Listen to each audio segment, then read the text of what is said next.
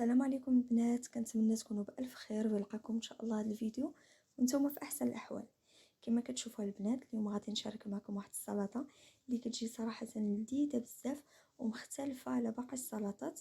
فيمكن لك تقدميها هكا مع الحوت، تقدميها مع المشاوي، تقدميها مع القطنيه.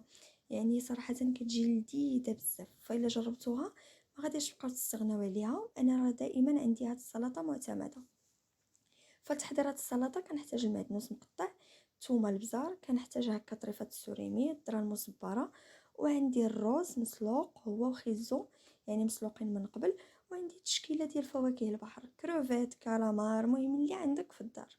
فهنايا البنات كناخذ واحد المقيله غير لاصقه، كندير فيها واحد شويه، يعني ما كتلصقش، غير لاصقه البنات هي ما كتلصقش.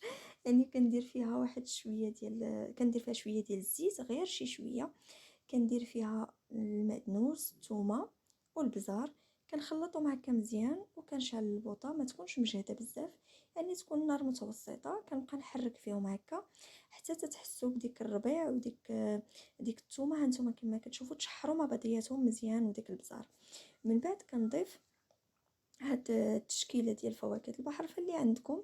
يعني انا اللي كيكون عندي في الفريكو صراحه كنستعملو. فكنخلط هكا بهذا الشكل حتى كيطيب هذاك الكروفيت وديك طريفه الكالامار كيطيبوا مزيان، يعني كنحس بهم دخل بهم الطياب.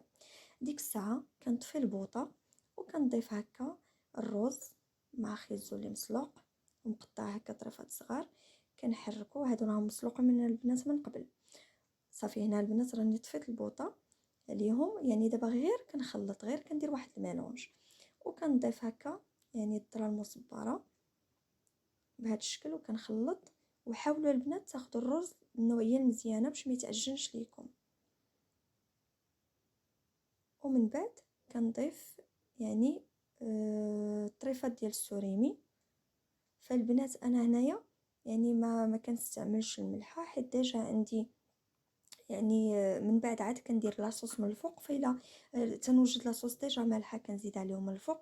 فالبنات الا بغيتو ديروا شويه الملحه، يعني اللي ما كيعجبهمش لي صوص يديروا واحد الطريقه ديال الملحه مع ديك الحوت. وانا عندي الروز وخيزو ديجا سلقاهم في الملح. فكنفرش هكا ورقات ديال الخس وكنقدمها بهذا الشكل هذا. فراها كتجي صراحه لذيذه بزاف، لذيذه، وكتجي كمرافقه، وكتجي مرافقه لبزاف ديال الاطباق، وكتجي لذيذه ومختلفه. يعني كنخرجوا على هذاك الروتين ديال باقي السلطات، فهذه كتجي شويه مختلفه وكتجي لذيذه بزاف. صراحه انا ما غاديش تستغناو عليها، وسيرتو في ايامات الشتاء. فانا فيما كندير القطنيه سواء العدس كما كتشوفوا او اللوبيا، فكندير معها هاد السلطه كمرافقه، يعني مع يعني لي بلا ديال القطنيه اللي كنوجد.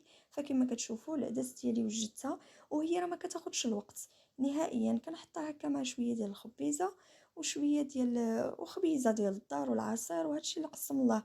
فكما كتشوفوا فكل واحد يعني يمكن له يقدمها معاش ما بغى.